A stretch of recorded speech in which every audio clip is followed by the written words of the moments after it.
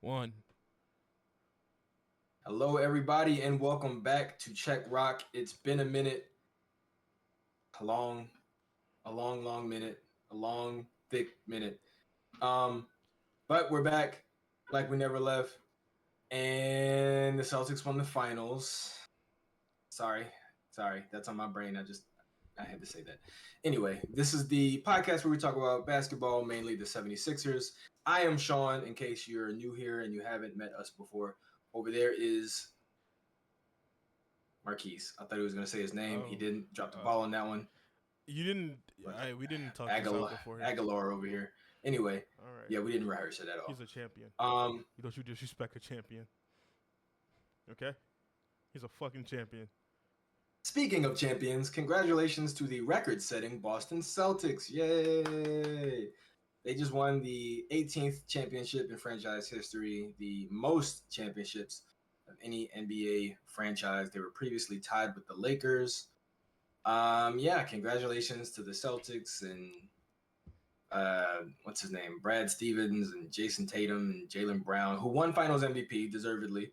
I think Jason Tatum had a better Game 5, but in terms of the overall series, I think Jaylen Brown kind of was the outstanding player for them, or most outstanding, I should say. For a while, honestly, if the series ended after the first two games, I think Brian Windhorst said it too. He's like, if it was a best of three series and those first two games sealed the deal, I think Drew Holiday would have won Finals MVP because that motherfucker 100%. was cooking. Drew Holiday has just been handing out championships. Um, so yeah, just another thing for the Sixers to be upset about You know, because we gave him up for Nerlens fucking Noel. Yes, I know. Is that what you're about to say? no. See, to go back to them, we're gonna hop into like how they won it and what they did and the trades they made. Um, but as a Sixers fan, seeing Devastated. this, as a Sixers fan, seeing the Celtics win a championship, oddly enough, was dope as shit. It was for me. It was cool as shit to see. I don't know whether it's because they're a new champion and we've got a new champion every year, and that kind of gives me some hope that the Sixers can get into there because in the last 5 years there's been 5 different champions. Or it just was dope. I think just going against them so much, and like me, like over the years becoming not less of a Sixer fan, but like more of a basketball fan. I think seeing the Celtics win was dope as hell, especially seeing them, through all the iterations and changing it, and they've always been a top team in the East, but they've changed their roster so many times, and this year I thought, especially when they traded Marcus Smart, I didn't know that, Dame was going to Milwaukee. Nobody really did. And Yeah. then they could swing in and get Drew, which is a better version of Marcus Smart. So it like they played everything smart. They traded the right guys. They trade like they the whole history of Boston is trading a guy before people see their value, and they have done that countless amount of times. Whether it was Yeah. Isaiah Thomas, whether it was KG, Paul Pierce, like they know when to get rid of a player and sell them Yeah. high. So because if you've been around a player enough or been around a group of players enough, when they start to plateau. Yeah. And for the Sixers, we have not done that. We either traded somebody too early or we traded them too late. We never found that sweet spot that Boston has done, and they have just done a great job at doing it. I mean, I think there's a couple organizations, not even organizations. I think, like you said, like as you kind of get older and you get more into the sport, you become less of a, not less of a, but you become more of a fan of the sport in general, right? Whereas like I'm more of a basketball fan than I am a Sixers fan. So I think it's really cool to see people who do have these brilliant basketball minds kind of go through and orchestrate things. Obviously, it sucks when it's not happening to your favorite team, but I think guys like Brad Stevens, Danny Ainge, Jerry West, um, Pat Riley, like there's just certain guys that just kind of know enough of both the eye test sort of player to player side and then also the analytics to be able to constantly just reimagine a team and sort of put together a competitive team year after year, regardless of who's on the roster, and just Mm-hmm. kind of retuning here and there when you have to, and then making the big changes when you need to as well, and like having the foresight to know when to do what. Um, so congratulations to the Celtics. Yeah. I forget his name, but I gotta say the same thing about I forget his name, but the guy who uh he was the GM of the Nuggets, and he basically was responsible for drafting Jokic and Jamal Murray. He did the Nurkic trade when the Nuggets had Nurkic and Jokic at the same time. Right. And then I think he left the Nuggets and went to the Timberwolves, and then he, drafted Anthony Edwards, made the trade for Rudy Gobert. Like, he basically put together two, number one seed teams. Yeah. Back to back. So I think there's a couple, and I think that's really cool to see when there's like guys who are just so brilliant that they can go anywhere and just kind of say, okay, here's what we're gonna do, and then it works. Yeah. And just one more thing on the Celtics, like, and this shows how much I've grown as a basketball fan, because when that shit hit zero, and they're like all on bro, I got fucking goosebumps. I'm a Sixer fan and I fucking hate the Celtics, but I got fucking goosebumps seeing them win the championship. I did too. And it was so fucking weird because like I hate them. You know what I'm saying? Like, yep. I fucking hate them. And like when they won the championship, seeing Al get his first championship, seeing Jaden Springer get a championship, seeing Drew get another one, seeing Jason and Jalen get their first, like all these players that they put together smartly get a championship. It's just so dope, especially when there's a whole bunch of first timers. Like Al's been in the league for 17 years. 17 Al years. previously held the record up until obviously 2 days ago. He held the record for the most playoff games played without a championship. So yeah. Now James Harden. Now you know who is James Harden. James Harden. I think James Harden, Russell Westbrook, Chris Paul, and there's one other player I think in the top 5. James Harden, Russell Westbrook, Chris Paul, or top 2 other players. I can't remember who it is. You said Russell Westbrook? Yeah, James Harden, Russell Westbrook, Chris Paul. Derrick Rose, maybe? I don't think Derrick Rose is on a roster. And also, he doesn't have nearly as many playoff games. He's not in the top 5 of playoff games played because he's been injured for so long. Yeah, and also he's not really so often. He's more of like a mentor player than he is an actual NBA player at this point. So. Right. But yeah, it's weird. The whole Boston and Philly have a weird relationship where like we're so interconnected basketball wise, obviously not the actual cities, but we're so like interconnected, and so much of it has been like weirdly back and forth, positive and negative. Most of it positive on the side of the Celtics, but like people forget we had Al Horford for a year. Like we got him from the Celtics for a year. Mm-hmm. And then he went to OKC and then back to Boston. like we had the opportunity to draft Jason Tatum and Jaylen Brown, and we passed on both of them. We traded, Jaden Springer, or now, did we trade Jaden? We did. Or did he just leave? We traded him for a second round pick because remember they were trying to stockpile second round picks to go trade for Andre Drummond. Yep, traded Jaden Springer to the Celtics, and now he has a ring. Champion. I mean, it's obviously Jason Tatum and Joel Embiid are good friends. They work out together in the offseason. It's weird. And here's what I'll say. And this is the last thing that I'm going to say about the Celtics. And I'm only going to say this because it makes me look good. Here's what I'm going to say. There was a point in time when everybody was starting to come around on the idea of trading Ben Simmons, right? I had already felt like we should have traded Ben Simmons in 2018. I never wanted or 2019. I'm sorry, 2019. After the Kawhi shot, I felt like we should have traded Ben Simmons that year and fire Brett Brown, because that way you keep Jimmy Butler, you keep JJ Redick, make all the changes that year. That year, the person that I first suggested trading Ben Simmons for was Jaylen Brown, and everybody thought I was fucking crazy. I don't know why. I felt like Jaylen Brown has shown since the moment that he came into the league that he was going to be a problem.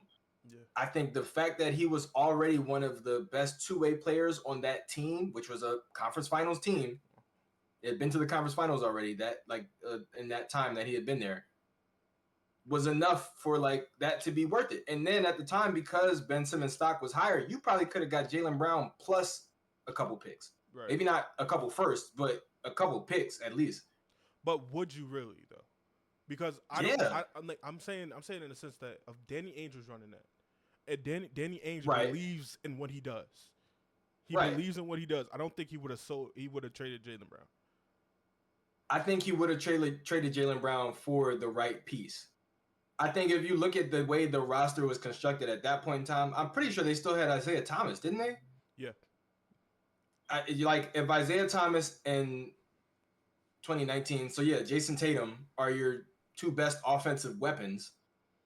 If you bring in a defender who can also like guard 1 through 5, handle the basketball, get everybody assists, that was kind of Ben Simmons like MO. That's what he was at that time. He would have been the perfect fit next to those two guys because Tatum is a good defender. Isaiah Thomas is a vacuum on defense. To add somebody who can guard 1 through 5 on the defensive end, and on top of that, play good offensive team basketball with and without the ball in his hands, I think that would have been enough to sell Danny Ainge on the idea of moving Jaylen Brown. Plus, on top of that, there had already been discourse about them saying that Jaylen and Jason couldn't work together. And I mean, yeah, there was discourse about it, but they weren't going to try to do it. Like it was more so from the GMs and everybody outside trying to pry them apart because everybody knew this was a possibility. Them winning the championship was a possibility. So a lot of GMs were trying to pry them apart, so they never got to see that potential. I think the problem was people didn't. Well, I mean, technically, Danny Ainge couldn't do it either. People didn't think that it was going to be possible for them to get the right guys around them in enough time before one of them wanted out. Brad Stevens did it in one season. He did that What? shit. He did that shit in one season. You said, "Oh, Juve." Brad Stevens? Cool. No, two seasons.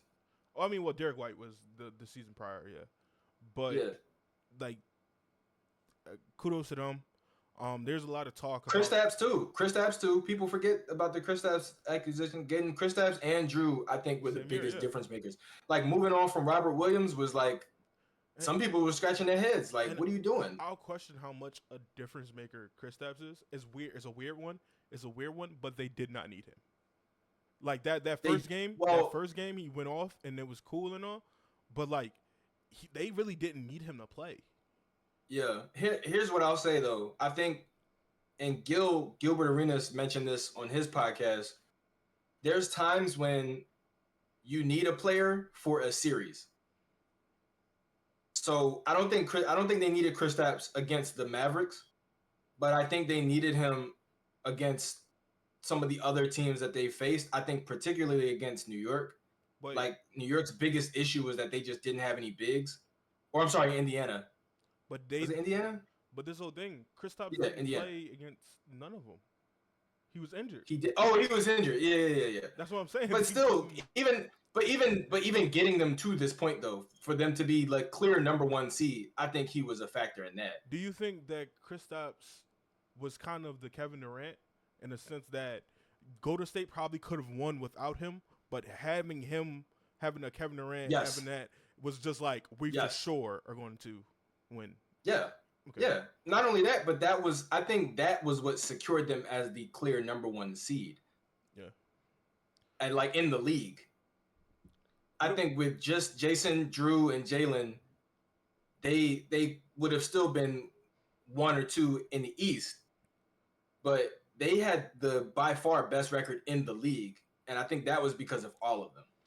Jason, Drew, I got a 2-part Jaylen, and Kristaps. 2-part question to you.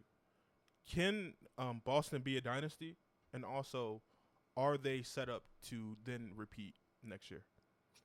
I think Boston can be a dynasty. What I'll say is I think all that it's going to depend on is them getting the most out of their younger players and guys that they get deep in the draft. because I think as far as their big four are concerned, which would be Drew, Jason, Jalen, and Kristaps, I think as far as those four players, those are the money guys. Those are the guys you're going to have to pay.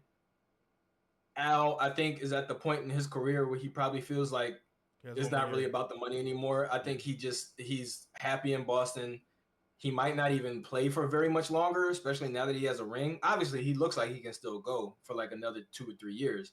But I think now that Kristaps is there, if he can get healthy, Al's role gets reduced, significantly going forward for the next couple of years. He might still be retained as like sort of like a Udonis Haslem type of guy where he's still on the roster basically, but doesn't really play much. Mm-hmm. Or he could even move into a coaching position or something like that.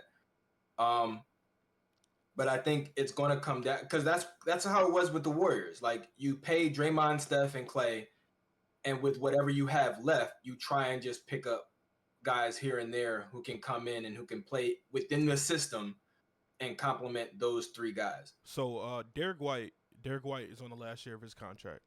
Mm-hmm. There's going to be from reports there's going to be contract conversations, but if they pay Derek White the way Derek White would get paid in the open market, They can't.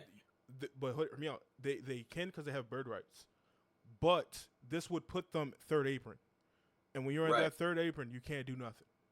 So Right. you got to be. This is why I think a lot of the contracts, why he didn't get it during the season, why they're still talking about it, is because they know if they make this move, they have to be for sure. Like these are our guys, and I possibly, the smart decision would be to do it because the small rotation pieces that you can fit around the veteran minimum guys who probably are chasing the championship, stuff like that. You can kind of fill those gaps. But at the same time, they have to be for sure in what they're doing. Go ahead. Anyway, I live in the hood. Sorry, there's a lot of people with Trackhawks and Hellcats that think that makes up for not living in a nice area. But anyway, yes, I agree. Here's what I'll say though. I think you have to, if you want to keep Derek White, you pay him. But I think the problem is that might buy you another championship next year, or at least if everybody stays healthy, you're the clear number one seed again next year. Yeah. But going forward, now you have. So the problem is for those who aren't aware, right? For anybody who's listening to this who isn't aware, contracts and contract negotiations, what you're available to get is a lot of times dependent on what you've done before. So Derek White, while he is a great player and while he's done exactly what the Celtics have needed him to do, he has never been an all-star. He's never been first team all anything. He's never been an MVP or anything like that. So yes, he'll make a lot of money, but the problem is if they give him what he wants and what he probably could get on the open market, if they give him the most that they can give him later on down the line, when you have guys like Jaylen Brown, who's now been an all-star, a finals MVP, a champion, right? All these other things, Jason Tatum, Kristaps Porzingis, guys with more accolades, they're going to come to the table asking for way more. So you kind of, like Keith said, you put yourself in a situation where you can't do anything because you have to hold on to something to pay your other guys. So it becomes a little bit convoluted and sort of tough later on down the line. So for the Celtics, the question is like, okay, yeah, do we want is another championship next year a dynasty, right? Is going back to back a dynasty? Because after next year, I believe Jaylen Brown's or no, Jason's a free agent. I don't think One of necessarily them. going back to back or anything. I think winning over a span of time, like they can lose the next one and win the next two, lose the next two and then win one. Like it could go off like that, where it's like you control a decade. I feel like that's how a dynasty is for me. Is that within a decade you were known as that team nobody wanted to fuck with. Yeah, but I think the problem is as you get further down the line, you get more guys that you have to pay. Yeah. So it gets harder to retain your core. I mean, it's only going to get harder from here. But one thing, the reason they can use that bird not rights, to mention guys also getting older. Sorry. Yeah. The reason they can use their bird rights is because Boston has shown they're not afraid of the luxury tax, which a lot of teams have avoided. Like we traded Matisse Thybulle just to get under it. A couple years, Yeah, like 2 years ago. Whereas a lot of yeah, teams, a lot of owners don't want to pay. That Boston has showed we don't give a fuck. Like we want to yeah, win. We'll do anything to win. If money is an option. Like you see yeah, Jaylen Brown, they didn't fucking hesitate giving Jaylen Brown $300 million. They didn't hesitate. yeah. A lot of people were like, "Oh, I don't know if they should do it." The first day they could, they did. Well, see, the difference though is that I think a lot of other teams aren't as sure of their guys. Yeah, It's not just about the luxury tax. It's just how sure are we that this is going to pay off in the end? Because I think for Boston, they were that sure of Jaylen Brown. They were that sure. They're that sure of Jason Tatum and Jaylen Brown. And now I'm sure Drew Holiday and perhaps Derek White as well. I think for other teams, the issue is like, how sure are we of Matisse Thybulle? It's like, you know what I mean? So it's like, that's why you kind of is like, you kind of be like, maybe not. I want to. If I'm going to pay this shit, it better be for something. That's what you're. Yeah, exactly. And I think that was kind of the issue of like with Matisse. Like he's had X amount of years now, and the things that we've asked him to improve on, he hasn't improved on to the degree that we were expecting. So it's like, you know, this if we're gonna go into the luxury tax, it can't be for this. Yeah. So the last thing before we wrap up on the Boston talk is rate the series that Mavericks versus Boston. Rate it? Yeah, rate it. Like in stars, like 5 stars, something like that. Give it a letter grade. As far as like watching it, Mm-hmm. I would give it a D. Only because I think after game 1, it became really apparent that the Celtics were just there was too much versatility, right. if that makes sense, for the Mavericks to handle. I think the Mavericks, up until they got to the Celtics, were playing a lot of teams that had one guy that does one thing. Right. It's like when you go to Timberwolves, like you got Rudy Gobert, he blocks shots. Cat stretches the floor. You know, oh my God, why am I blanking on his name? Anthony Edwards. Oh, yeah. Anthony Edwards scores, you know, from all 3 levels, a lot of mid-range and stuff like that. He gets to the basket. And then you got Mike Conley, who's kind of like the veteran, you know, facilitator. But the problem is none of them are great at multiple things. I think the only person that's great at multiple things is Jaden McDaniels. He's the only one. Well, I would say Jaden McDaniels and Nas Reed. Yeah, Anthony Edwards. But the problem is because his defense did come alive when they needed him to. It was just but see, he ran out of gas. The problem with that was that his defense came alive because his offense was struggling. Oh yeah, like you didn't have anybody that was doing both consistently, except for maybe Nas Reed. But Nas Reed isn't. You know what I mean? He wasn't great enough to carry the team past the defending champions, or I'm sorry, past the Mavericks.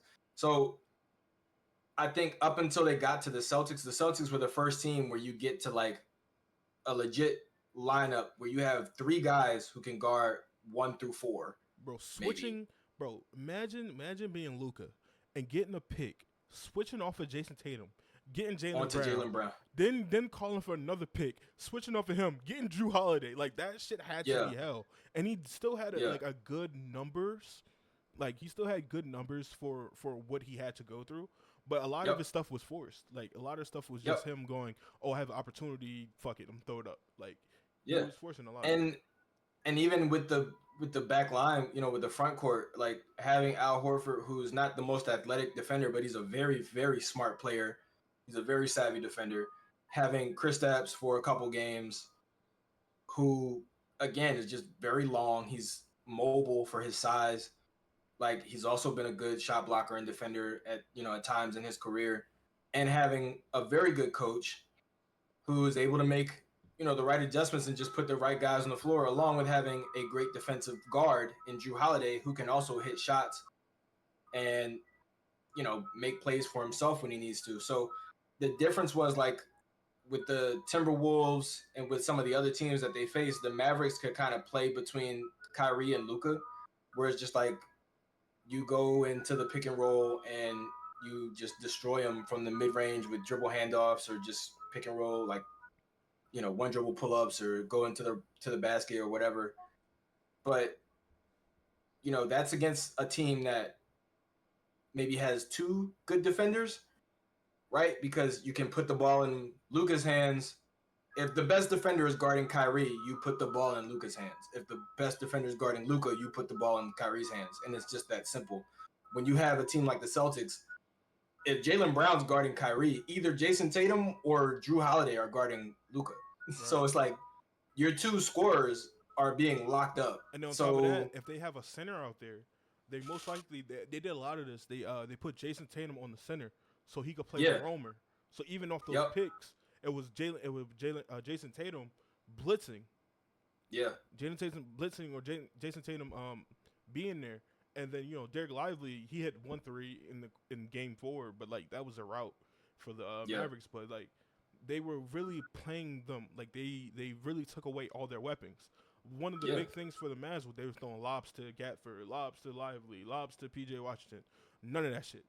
Boston was allowing none of that shit, and that was a big part of having Al there, having Jason Tatum there, having a lot of just disruptors who weren't going to allow that shit. They're smart defenders, very smart defenders.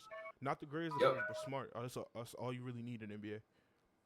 When you're coming off of a series like they had against the Timberwolves, where you just destroyed them because the Timberwolves were playing so much drop coverage, you got Rudy Gobert and Cat. Cat's not a great defender.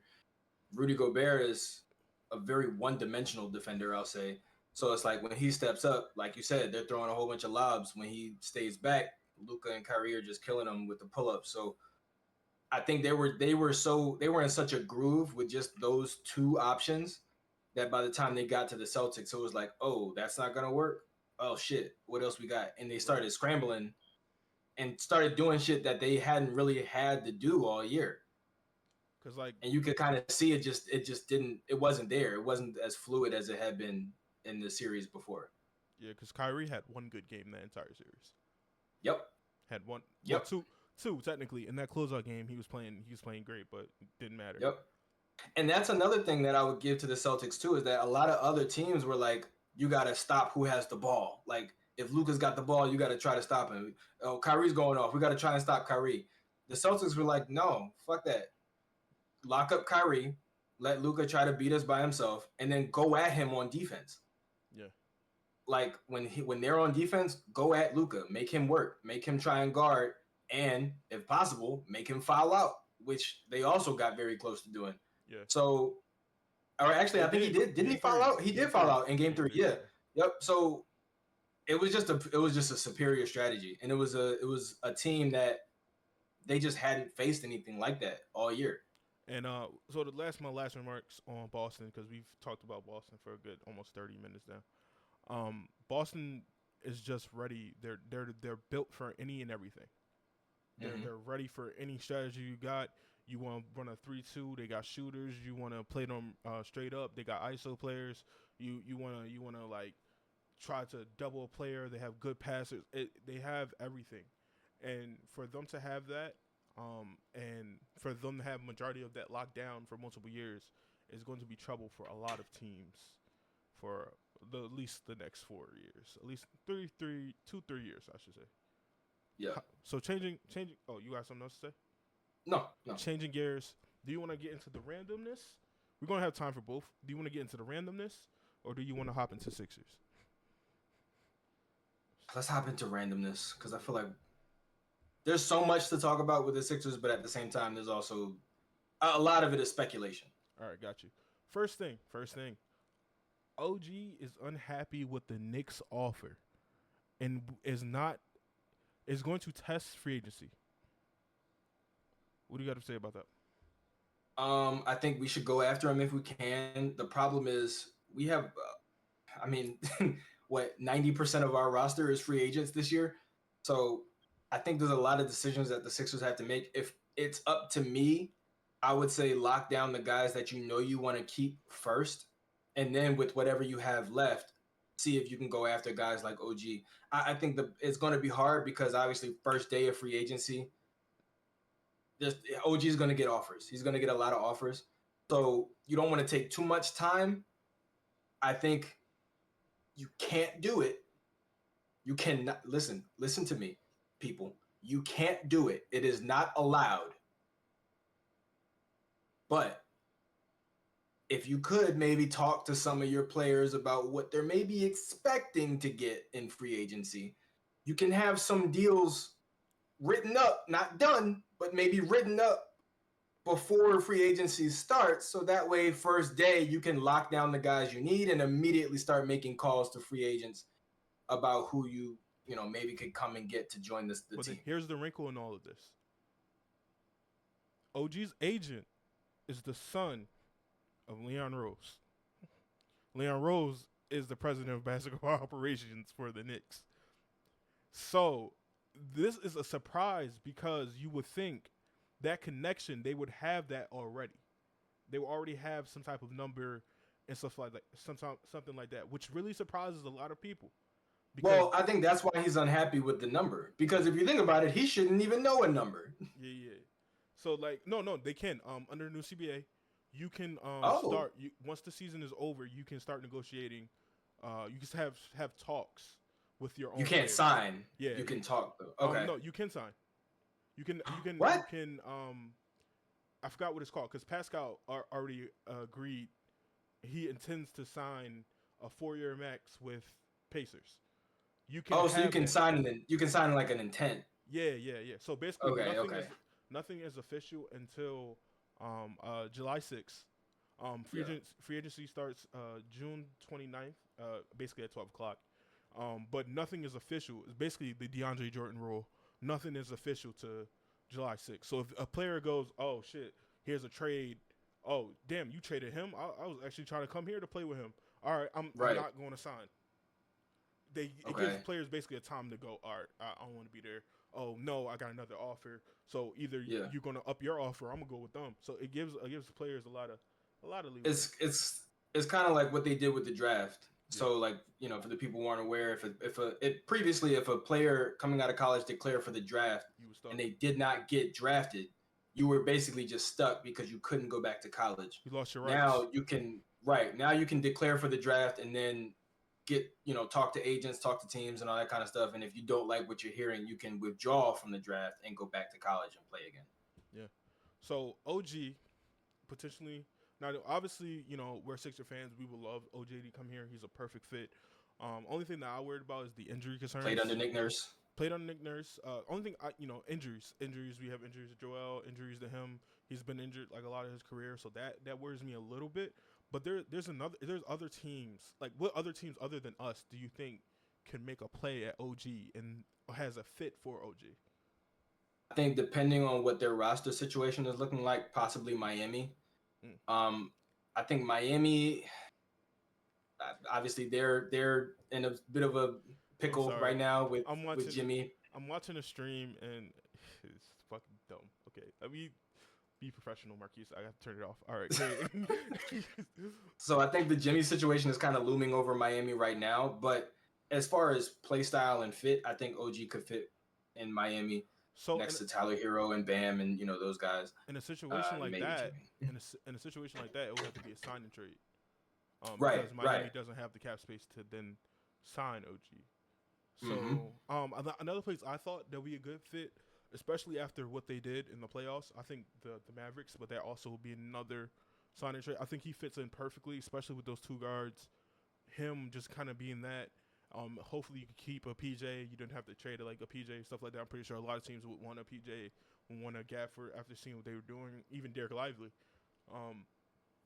Between PJ and Gafford, I would say they're a little bit. Oh, I'm sorry. Between Gafford and Lively, I would say they're a little bit interchangeable, where you could get by with just one of them. PJ, I think you would want to keep. But between Gafford and Lively, I think if you had to include one of them in the deal, as long as it's just one of them, it might not be as big of an issue. Yeah, and obviously there will be draft picks involved, and I think for Miami, if they were getting that, it would have to be 3 teams because I don't think Miami have a lot of assets to trade.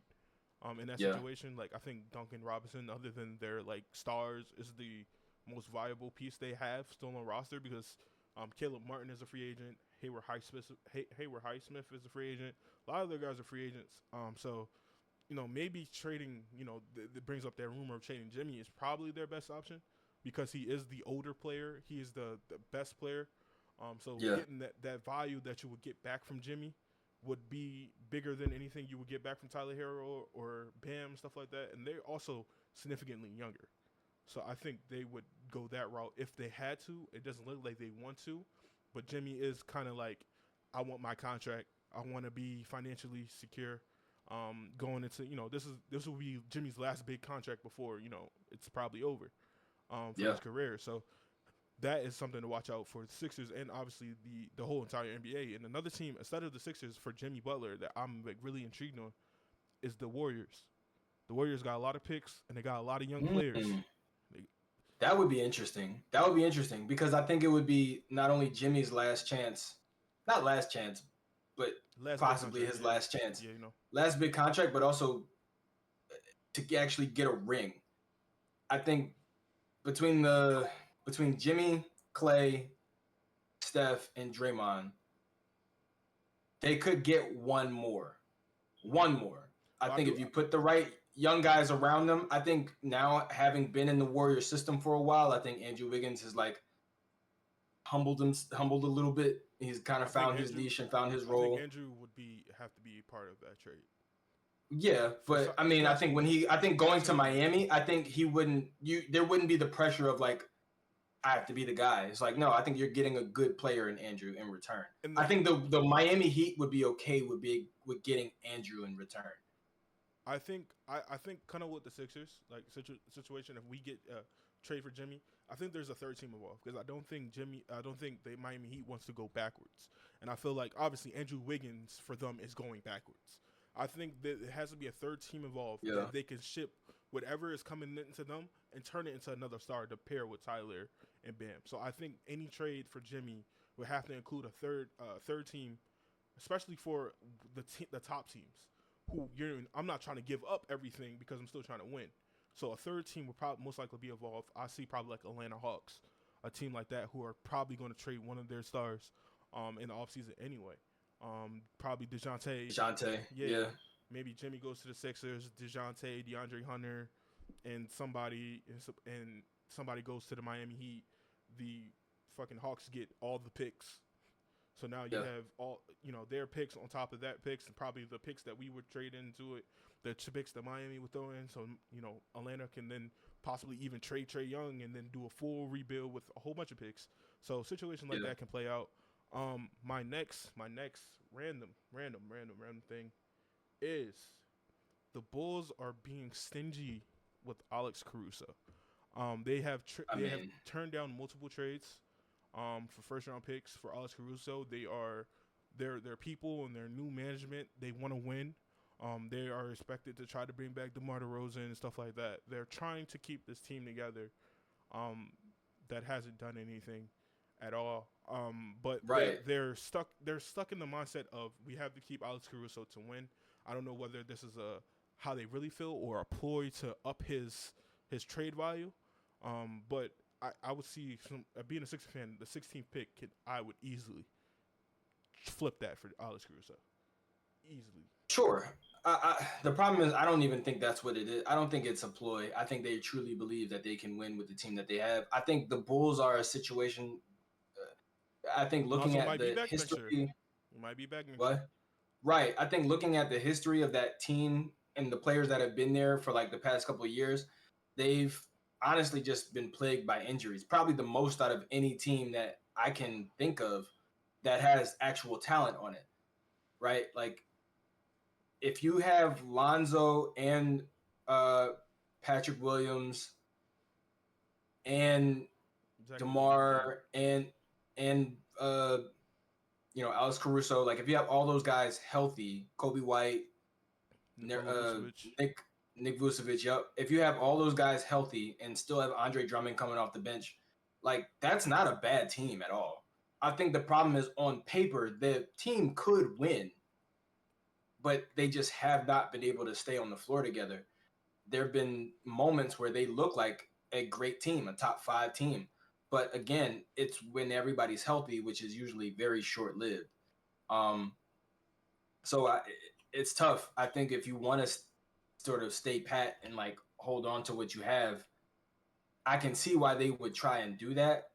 But at the same time, it's trying to get all those. It reminds me of the Trailblazers situation when they had Greg Oden and Brandon Roy. LaMarcus Aldridge and Brandon Roy. Like, you have the talent, but they just can't get on the floor together.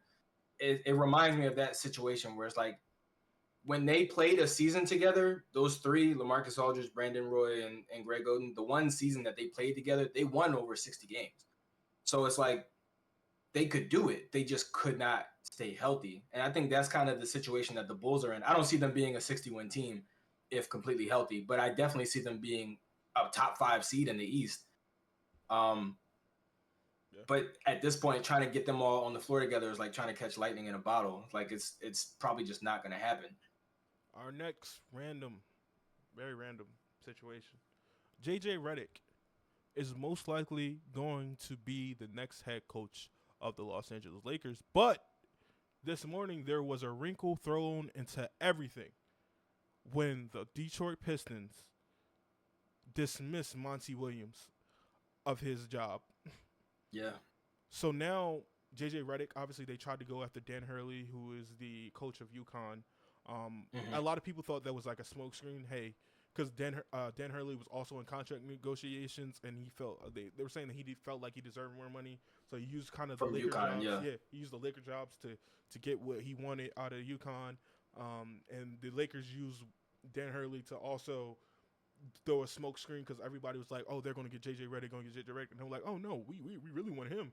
And then when that doesn't happen, they go, "Well, we tried to go after Dan Hurley. Well, I guess we ended up with JJ Redick." But when Monty Williams now on the table now, dude's getting paid. He's getting fucking paid. 4 years, $65 million, still on that deal. He's still getting paid $65 million for a team he's not even coaching. So the Lakers might be interested in now swinging that Monty Williams thing. What do you think about that? If I'm the Lakers, I go with Monty. Obviously, as experience as an NBA head coach, he was a huge part in the Suns becoming relevant. Yeah. If he's got experience coaching superstar players. If I'm the Lakers, I'll go with Monty. I think JJ and LeBron are just too close. Both as like friends and then also age-wise. Actually, I think JJ is younger than LeBron. By like a year I think, or something like that. Yeah. So for me, there's just not much. It reminds me of when the Nets hired Steve Nash. Yeah. Like, both of your players have played against this motherfucker, bro. Yeah, like he just hasn't. He hasn't been around long enough in the coaching circuit for the players on the roster to see him as somebody that they need to look to know what's going on. They probably feel like they have just as much, if not more, basketball knowledge that he does. They probably look at him as more of a peer than a coach. So I don't really see the Lakers job being good for JJ. Honestly, I think the Pistons job would be better for JJ because if you have a true point guard like Cade, you have these other bigs and guys that you can like put into the right position. I think JJ does very much know basketball. I think teaching those guys a true NBA offense would be a better mark on his career as a coach coming into the league. And being able to develop that rapport with like younger players as like a true leader and sort of guiding, hand or whatever in the league. I think that would be better for him and a more significant mark on his career than if he was to come in with the Lakers and let's say they even win a championship. Nobody's gonna applaud JJ for that. That's the whole thing, Sean. The 14-win Pistons would be a better job because once you become the coach of the Lakers, you're expected to win a championship with a team that is ready to win a championship. So, but the problem is, even if they do win a championship, nobody's gonna give JJ any credit for that. No, of course not. So it's not a lose-lose, but there's no win involved. It took Ty Lue going to his next team before people go, oh shit, he's actually a good fucking coach. Right. So yeah, it makes sense. So I don't really see any merit to JJ going to the Lakers. I think him going to the Pistons would be better. I even think him going to the Hawks would be great. I mean, the Hawks have a coach, I guess, but like who's also looking for a coach? They fire. I forget who fired their coach, and they're also looking for a coach. I forget. There's another team. I think it is the Hawks. No. They got Quinn Snyder. They have him. I forget who. There's another team that let go of their coach that he could probably slide in. Yeah, I can't remember who it was, but I think it is an Eastern Conference team. It is an Eastern Conference team because Steve Clifford moved up. He moved up into the front office, front office, and they're looking for a coach as well. So maybe. The only problem with I feel like the Hornets aren't in as good of a situation though. No, they're not. They have no direction. Yeah, they have no direction and they don't have many options. And on top of that, do you really want Mike as your owner? Well, he's not. I feel like he sold a big percentage, so it's kind of crazy. So maybe because like Mark Cuban, Mark Cuban sold majority of his shit, and he's like no longer like he can't make no decision no more. See, here's the problem though. Mark Cuban as an owner. How can I put this? Mark Cuban as an owner approached the situation from a businessman standpoint. The changes that he made were more so of like, all right, let's do some upgrades to the facility. Let's upgrade the catering. Let's do this. Let's do that. On the floor, he let the coaches coach. He would step in every now and then with some of the front office stuff. Like, I think he was a huge part in the trade with with Luka and the Hawks, getting Luka from the Hawks and giving them Trae Young. I think, Mark Cuban was like a pretty big part of that. But other than that, he has not interfered much from a basketball perspective. Michael Jordan being Michael Jordan, you're not going to tell him you can't come and talk basketball with the front office people. I mean, you're not going to tell him you can't come down to the practice and talk to the players and talk to the coaches and try and tell them what to do. Nobody's going to tell Michael Jordan, hey, you can't try and give them advice on the floor. You know what I mean? And if you tried, he'd be like, bitch, I'm Michael Jordan. You know what I mean? I feel like the presence of Michael honestly has been the biggest issue for the Hornets. But JJ is a legend in North Carolina. So, maybe that's true. He's a legend in North Carolina. That's very much true. The problem is that once you make it to the NBA level, where you are doesn't matter. Yeah, but I do feel like a lot of people respect the fans are gonna love him, but the people working in the Hornets front office are not all from North Carolina. They weren't Duke fans. One more thing. Do you believe the notion that LeBron James knew nothing about JJ Redick, his podcast partner, getting an interview with the Lakers?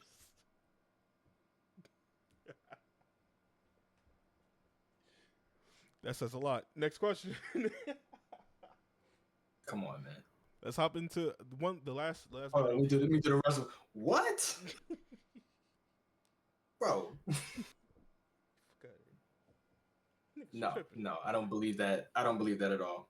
The last bit of randomness. Charles Barkley announced that he is retiring no matter what happens to TNT at the end of next season. Yeah, I mean, I'm sad about it, but I think we all kind of saw it coming.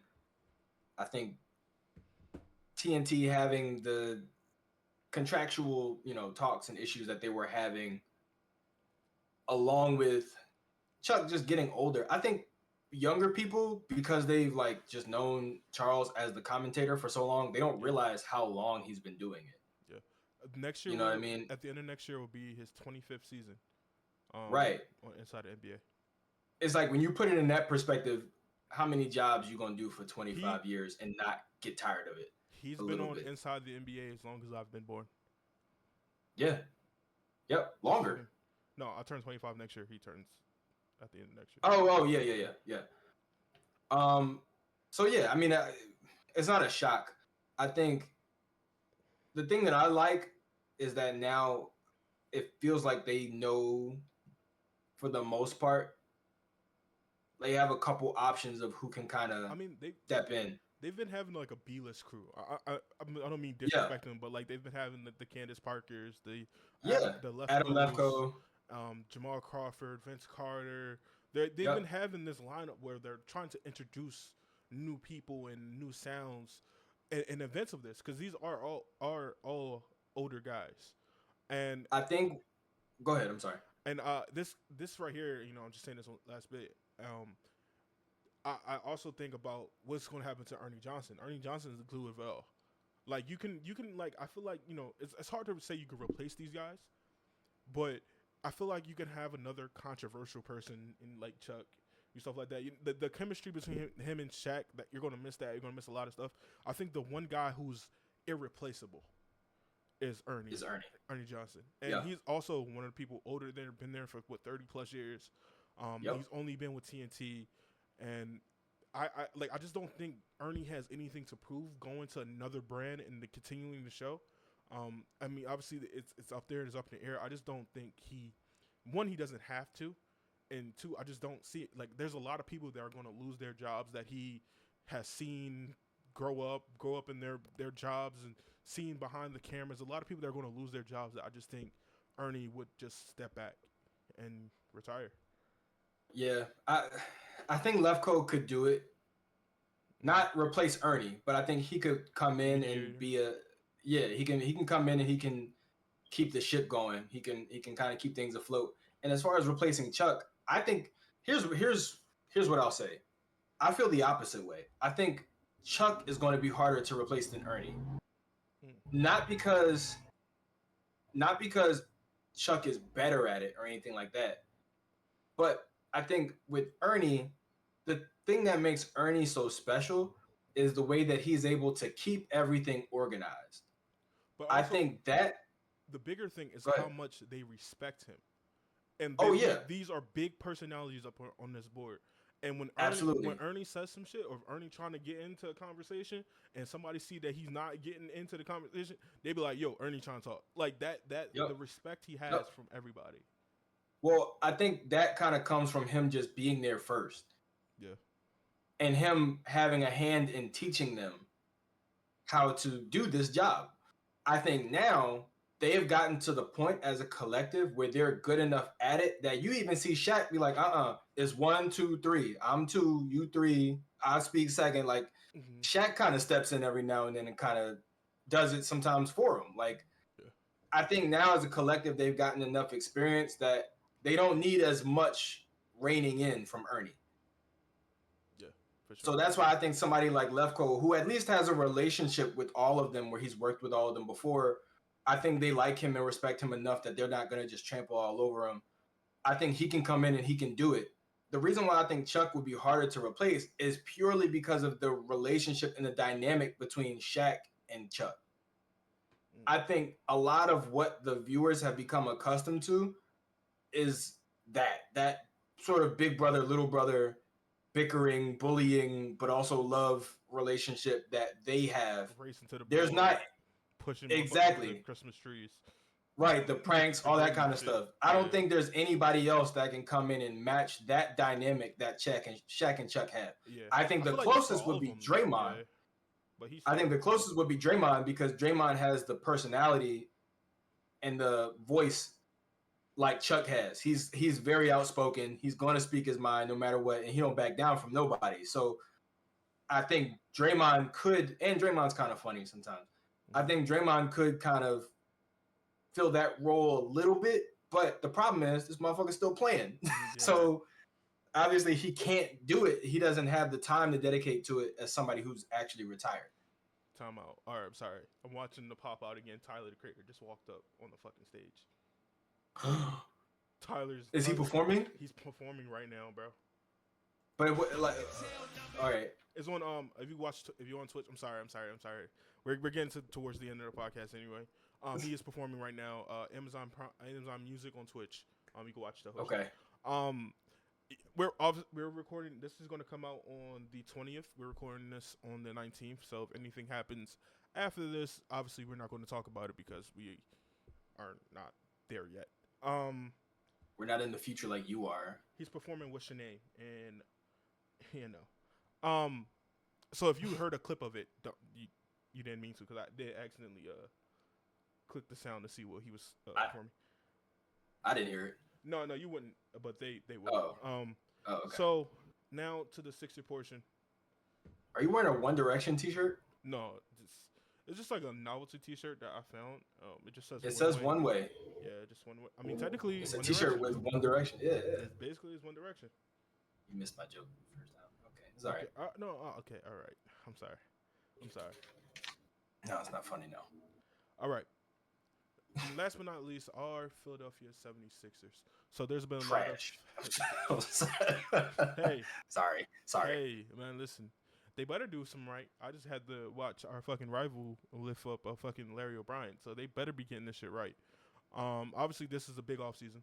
This is the end-all and be-all offseason that determines who we are in the Joel Embiid era. Well, here's what I'll say, though, real quick. This is definitely probably one of the most pivotal off seasons we've ever had.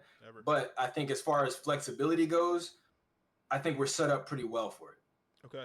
So the biggest thing, biggest rumor around the Sixers is the thought of Paul George leaving the Los Angeles Clippers, leaving his home in Los Angeles where he's born and raised, to come to Philly to join up with Tyrese Maxey and Joel Embiid.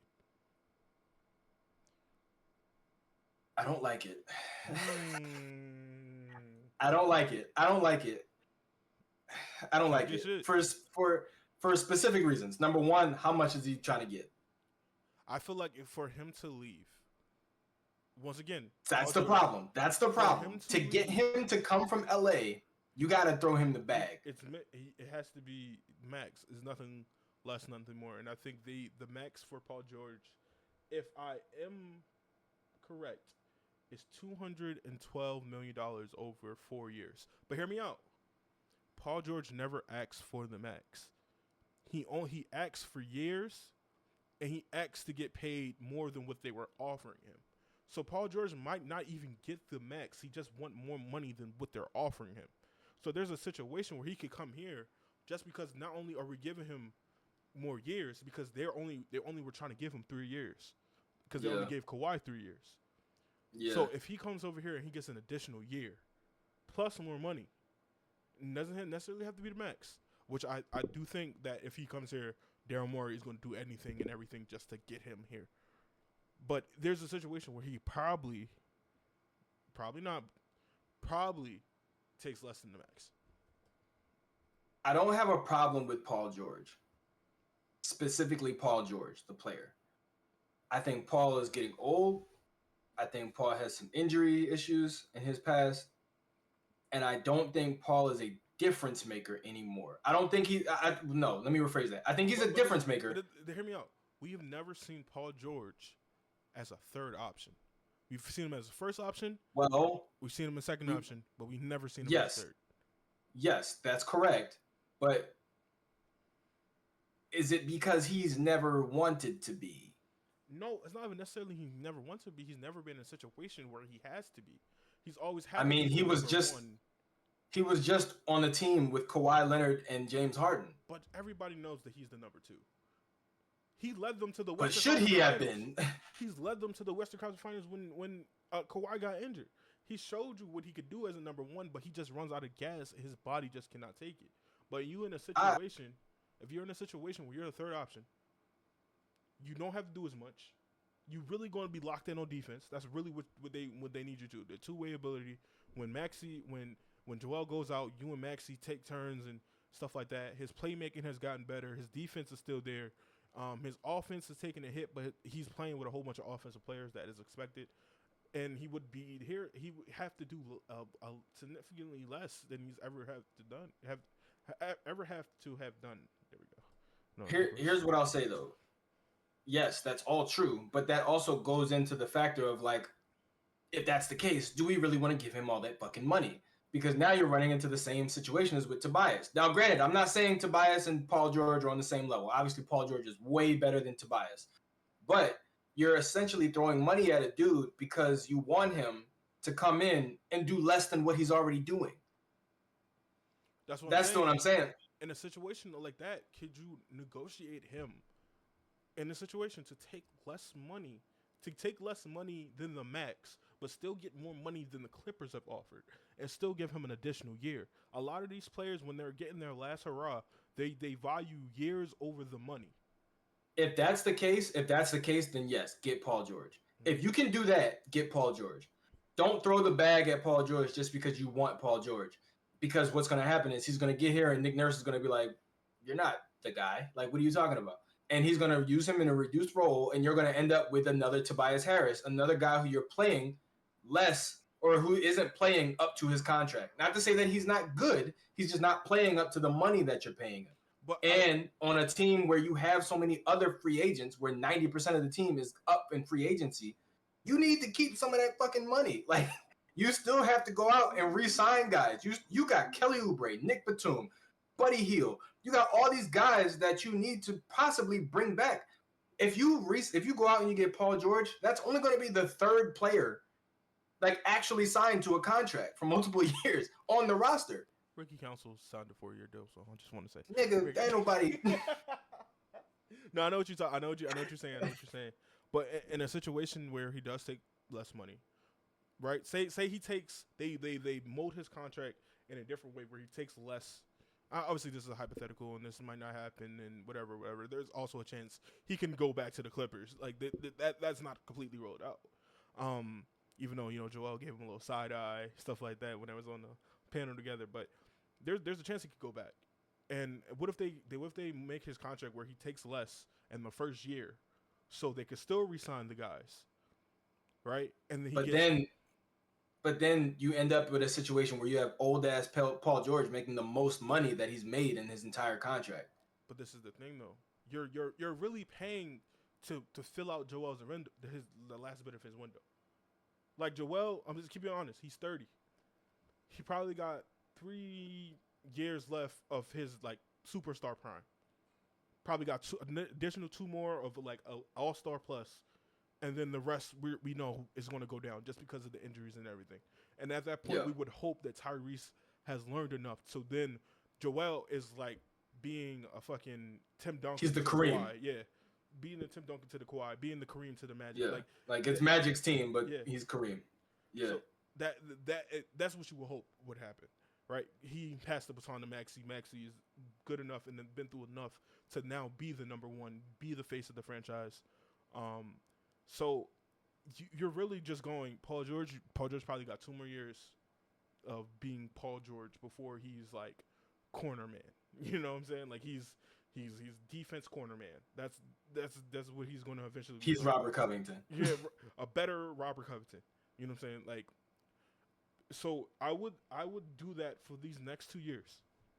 Take Paul George for these next 2 years, even if it's signing him to his contract, because every contract is movable. If we don't win in these next fucking 2 years, nothing fucking matters anyway. So like we're in a situation where like is this or nothing? Unless Jimmy wants to trade and he gets here, unless LeBron walks through that door, unless this is what we have, and we can't fuck around with it. Like we cannot fuck around with it. Like there's people speculating that they can not throw this year but sign a whole bunch of high level role players, and like I like that, but we kind of did that already. Like we just came off a thing where we had a lot of good role players, but it just wasn't good enough. But see the problem is that that's true, but at the same time, guys hardly played. Like Joel has said it himself, and I think a lot of other Sixers fans, especially the people who've been paying attention for the last few years, have said that one of the biggest issues the Sixers have had is continuity. Every year we're coming in with almost a whole different team. So it's like at some point you have to have a core, and it has to be more than just 2 guys. Yeah. No, that's what I'm saying. Like if you have this, you can still resign Kelly if you sign Paul George. You can still resign Buddy Hield if you want to if you sign Paul George. Yes, the next couple guys have to be like veteran minimum players, but if you sign guys, right, sign these guys to tradable contracts, like sign like a couple guys to tradable contracts, bringing in Paul George means that you don't have to trade none of your assets, so you still have your picks. So that means that you can still make a trade with those tradable contracts and bring in something. So Yeah. if you fill out the roster with the right pieces, you got to deadline to figure out what you need, right? Obviously, Andre Drummond is a name in play. You trade Paul Reed. You could trade Paul Reed, get off his contract. Like, there's so much stuff that they can do with this Paul George. Like, a lot of people will go, it's Paul George, and then we're going to run like a fucking 3-man fucking lineup. No, but there's more shit you can do. You still have Bird Rights on Buddy Hield, because Buddy Hield never touched free agency. He went from New Orleans to Sacramento to Indiana to Philly. He's never touched that. So you still have Buddy Rights. Kelly, you can sign to the mid-level exception. Not the fucking veteran minimum. The mid-level exception. For those who don't know, mid-level exception is the tax. I think it's taxpayers things or whatever it is. So it's basically what we use to sign PJ Tucker. So it's like $11 to $15 million depending on your salary cap. You can use that to sign Kelly Oubre. Kelly Oubre wants to come back. It's a rumor out there right now that the Sixers are expected to bring back Kyle Lowry, Nicholas Batum, and Kelly Oubre. Nicholas Batum, veteran minimum. Kyle Lowry, veteran minimum. Bringing these big guys back, Nicholas Batum might be in a situation where Nicholas Batum might have to start in a certain situations, because if you have Paul George out there, Nicholas Batum fits that because you have these two long, rangy people, and Nicholas Batum essentially is like a 6'8" PJ Tucker at this point. You know, he's not a guy you're going to run offense through. He's a great post passer, the best post passer Joel has had in his entire career, which means now if you do all this, you still have the 16th pick that you could turn into something, and we will be getting into that. I have my people. You know what I'm saying? It might be next episode because we don't want. This is a weird draft though. But this is a weird draft. Heavy role players, a lot of Marquise type of guys.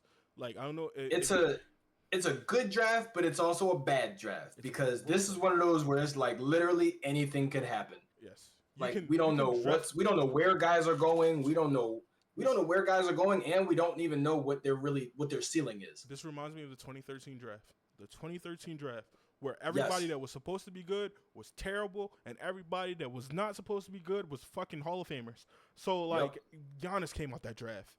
Michael Carter Williams, even though his career tailed off, won Rookie of the Year. I believe there's somebody else that I'm missing that came out that draft. It was really fucking good.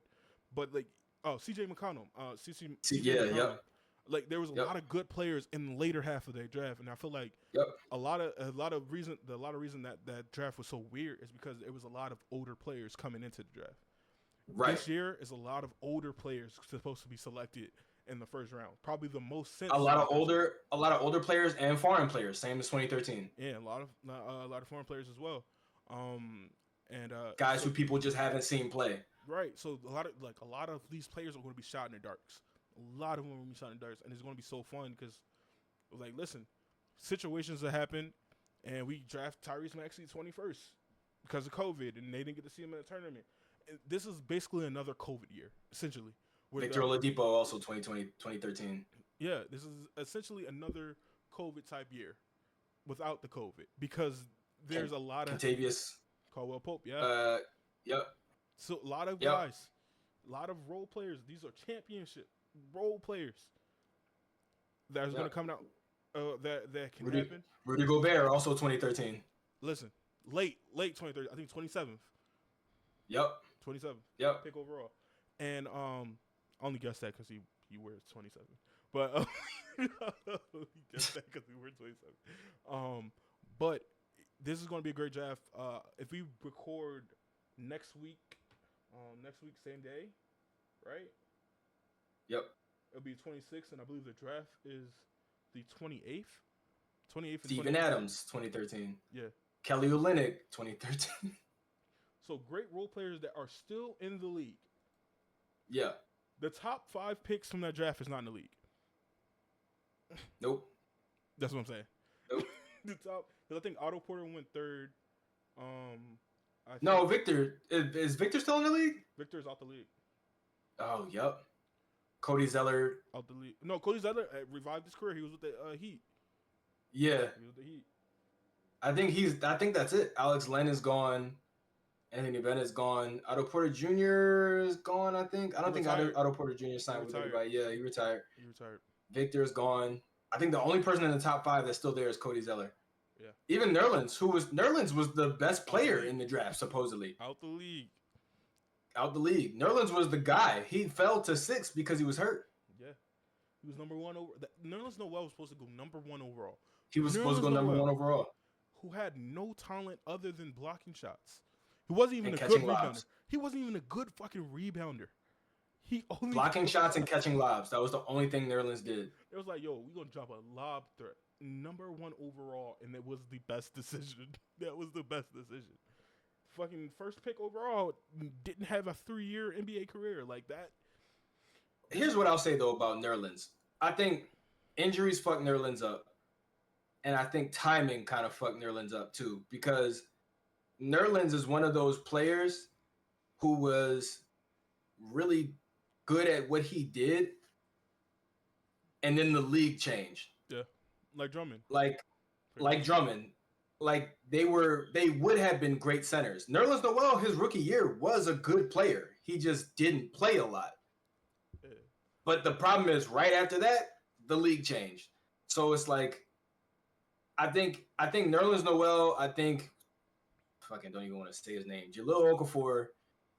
I think those are two guys that, like, if they were drafted 10 to 15 years earlier, they would have had much different careers. You know who would be great right now? Obviously, I think he's retired or overseas. He's older shit now. Who would be great for this fucking NBA?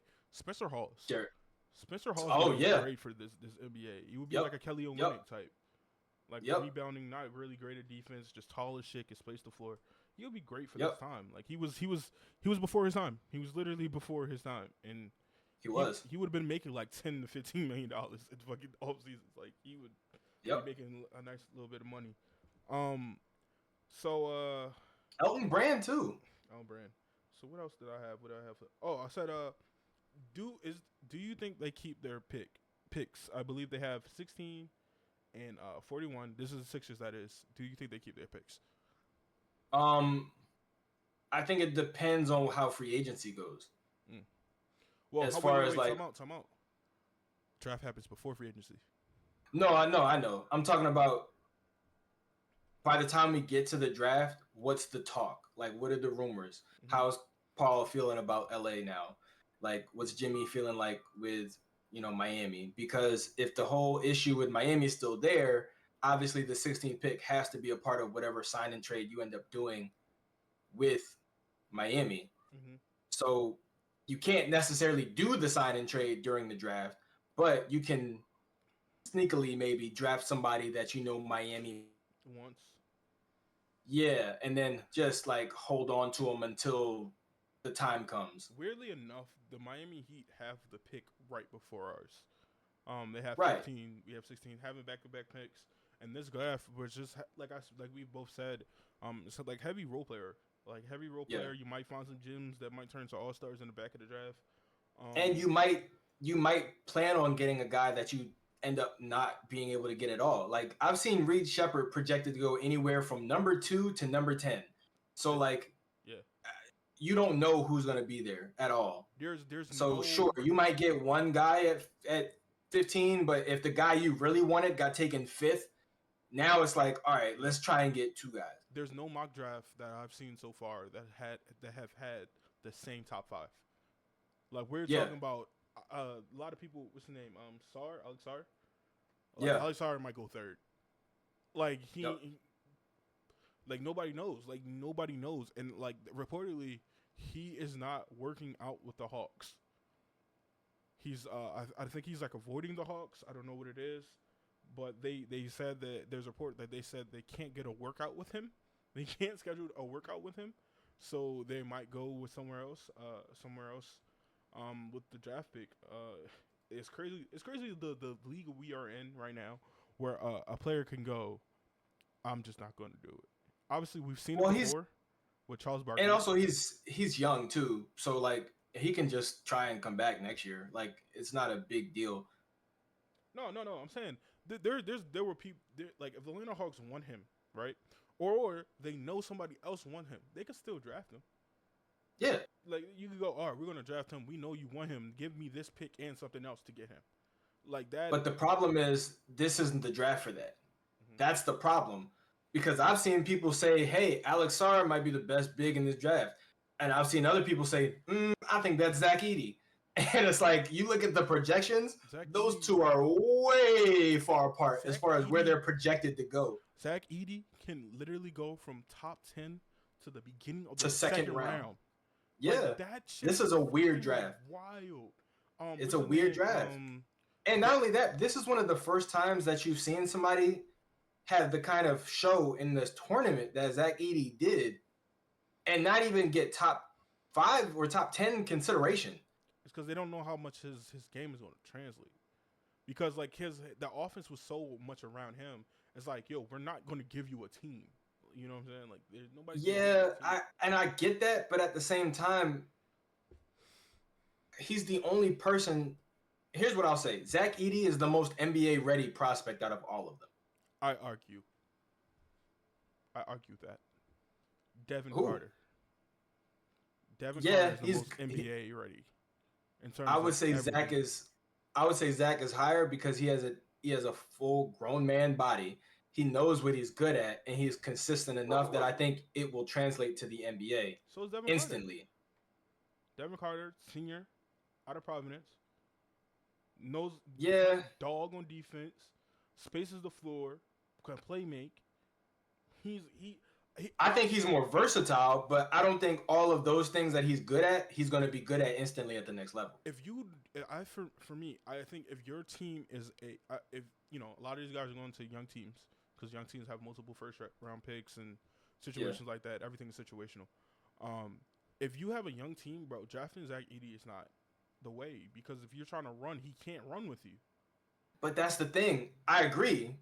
But if you look at the draft itself, there are some teams on here that aren't young, like in the top. Yeah, that's true. Like the Hawks aren't young. But there's a little thing. The Hawks could go young. There's a lot of teams that can just be like, They could, but if you're not, like Washington, Detroit, Charlotte, are the worst places he Washington, Detroit, Charlotte, Houston. Those are the only really young teams. Like other than that, you got teams that have younger, like that have some young players that play, but they're not young as a whole, like across like the average across the entire roster. Atlanta's not that young. Portland's not that young. Memphis isn't that young. Utah's not that young. Like Chicago's not. Like there's a few teams in the top 10. I think Chicago could benefit from Zach Edey more than anybody. So, actually, if we record again next week on the same day, Wednesday, we run right into the NBA draft. Yeah. Do we do live? Do we go live? Sure. Do we go? I mean, if you're available, obviously. I will be. Go live? Oh, we might go live. Interesting. We can do that. Interesting. We can definitely do that. Hey, next Wednesday, how about this? Since we're spitballing ideas here, I got this room. As you guys can see, if you're watching here, I got the blur on my webcam, but I have a freshly emptied room here behind me. Planning on maybe getting a couch. I got some lights, AC, big TV. I say we have a watch party. Oh shit! Get some pizzas. That might be the move. I say we have a watch party for the draft and broadcast live. That might be the move. We'll see. We'll keep you guys posted. I'm feeling that. But I have nothing left to talk about. Do you have anything left to say? I don't really have anything left to say. I think it's going to be a very interesting offseason. I think this is a pivotal point for a lot of teams as far as what direction they're going to go in going forward. I think from the moment the draft lottery happened, I think everybody knew the offseason was about to be crazy. Some of the reports that are coming out of some of these front offices and teams about some players not being happy, players wanting more money, different contracts, more years.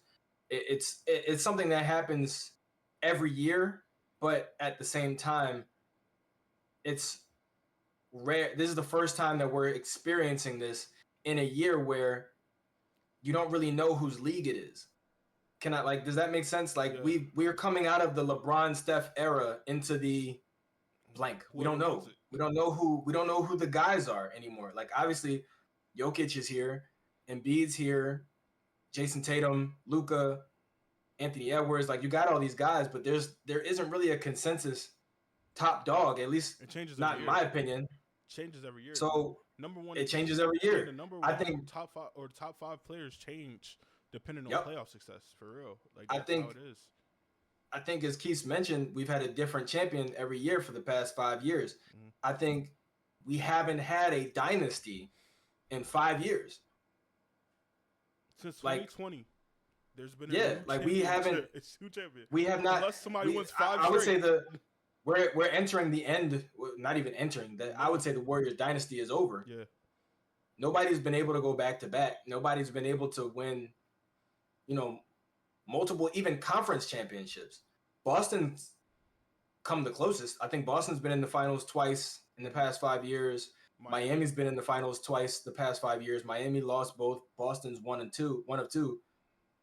There's not really any superpowers, any dynasties around. So I think from now on, even though, like I said, we've had rumors and all that kind of stuff in the past, but this is becoming very pivotal for everybody because now every move matters.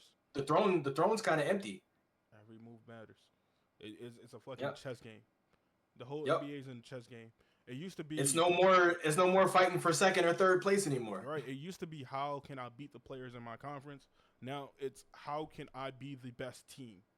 Because like we used to see the moves of shit the Sixers got Joel, Raptors. Let's go get Marc Gasol or Serge Ibaka. You know what I'm saying? Just so they could compete with them.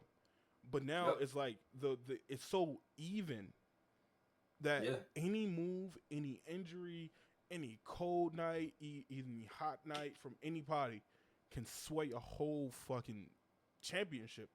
Like it can sway a whole. Like we are talking about if fucking Josh Hart doesn't get hot from three, Sixers going to face Indiana. Sixers could probably move on, and I feel like just Josh Hart alone was a piece of like something that nobody thought was going to fucking happen. I didn't think Josh Hart was going to turn into fucking prime Steph Curry and never miss a fucking shot. Every shot he took, I was like, that's fucking in. Like it like that one player can determine a lot. Anybody who I was gonna say anybody who wasn't like super tuned into basketball, or no, I'm sorry, anybody who was remotely aware of what was going on in the NBA for the past 10 years knew that everybody was trying to build their team up as best as they could just to hopefully lose to the Warriors in the conference finals or the finals or the Cavs. That was all it was. We saw the same finals matchup. What, 4 years in a row? 5 or 3? It was 5 years in a row. 5 years in a row. Because Golden State won 3. No. It was 4. Golden State won 3 and Cleveland won once. Yeah, 2015 to 2018. 2015, 2016, 2017, 2018. Yeah, 4 years in a row. We saw the same finals matchup. Not just playoff matchups, finals matchups. And then, in addition to that, we were even seeing some of the same conference finals matchups. It was Cleveland and Boston. Cleveland and Toronto, Cleveland and Boston. Or it was Golden State and Houston, Golden State and the Clippers. Like, we were seeing a lot of this, or Golden State and Portland one year. Spurs, right. Mm-hmm. We were seeing a lot of the same matchups over and over again. Bro, we just had the Knicks go to the second round of the playoffs. Right. Without Julius Randle. It just shows you how it's wide the fuck open. And it's wide open. Obviously, I think I give Boston the best shot of all teams to go back to back. Obviously, people are like Denver, but I was like, once they lost Bruce Brown, I was like, oh shit, that piece is gonna be hard. Jeff Green was a hard piece to replace. So I feel like Boston has the best chance, but obviously, in any situation, Boston could lose. We've seen fucking there's Mavericks always injuries. Whoop their ass. Just take them out the game. That situation can happen. You know what I'm saying? Like ball gets loose, somebody trips, a bad fucking call. Fucking Kevin Durant's case, his foot is too fucking big. Like anything can change everything, and Yep. this is where we are, and this is the best. I think the best the NBA has been, just because everybody sees themselves as having a chance, versus everybody seeing themselves, like Sean said, being second place, being third place. Yep. Like everybody's going into it like, yo, we can win a championship versus Yep. we can compete. Like the whole mindset has changed, and it's dope to see, and it's exciting because like if you have a new champion every year, nothing gets stale. A lot of the ratings dropped when we kept seeing Cavs Warriors, especially when KD got to the Warriors. The ratings dropped like crazy because we know who's going to win. Now we don't know, and I think the NBA is flourishing. They just signed their new contracts, their new CBA. It's going to be very exciting. They actually put things in place so that can't really happen again, unless you're willing to go all in on your team and not be able to do anything. So it's gonna cost you a lot. Hell yeah, it costs you so much. Luxury tax, not being able to trade players, not being able to sign the